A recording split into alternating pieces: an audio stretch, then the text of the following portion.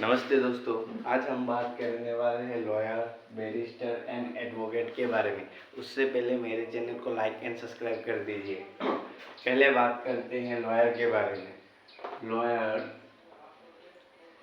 Lawyer जो आप 12th करने के बाद LLB और BLLB कर सकते हैं। अगर आप LLB करते हैं तो 3 साल का 3 ईयर का, और अगर आप BLLB करते हैं BLLB तो वो आपका 5 साल का हो जाता है। उसके बाद बात करते हैं बैरिस्टर के बारे में। बैरिस्टर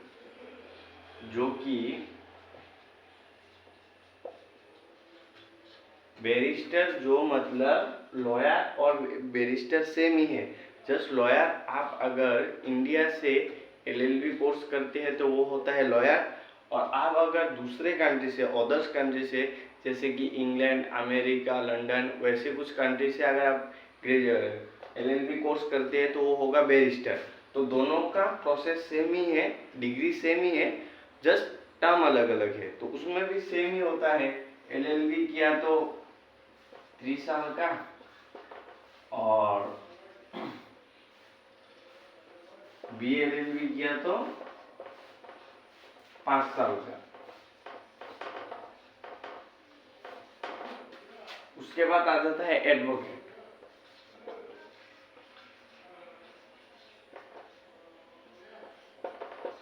एडवोकेट है, आप 12th के बाद लॉ कोर्स कर दिया तो उसके बाद हो गए आप लॉयर और बैरिस्टर। एडवोकेट आता है उसके बाद। एडवोकेट को आप लोग को क्या करना पड़ता है, सपोज आप लॉयर और बैरिस्टर बन गए, उसके बाद लेकिन आप लॉयर और बैरिस्टर बनने से आप किसी भी क्लाइंट को वो क्या बोलते हैं, किसी भी क्लाइंट को आप कोर्ट में रिप्रेजेंट नहीं कर सकते। उसके लिए एक लाइसेंस चाहिए, जिसके लिए आप एडवोकेट बनना पड़ेगा। और एडवोकेट बनने के लिए बार काउंसिल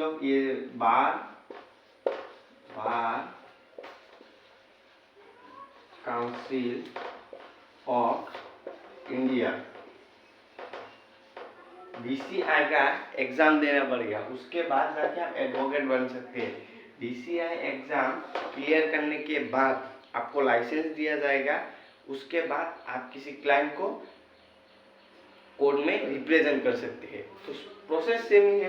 पहले आपको 12th कंप्लीट करने के बाद LLB और BLLB कोर्स करना पड़ेगा। उसके बाद आप लॉयर बनेंगे।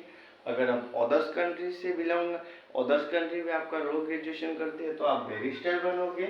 उसके बाद LLB और बैरिस्टर बनने के बाद आपको बार काउंसिल ऑफ इंडिया का एग्जाम देना होगा। उसका एग्जाम पास करने के बाद आपको लाइसेंस मिलेगा।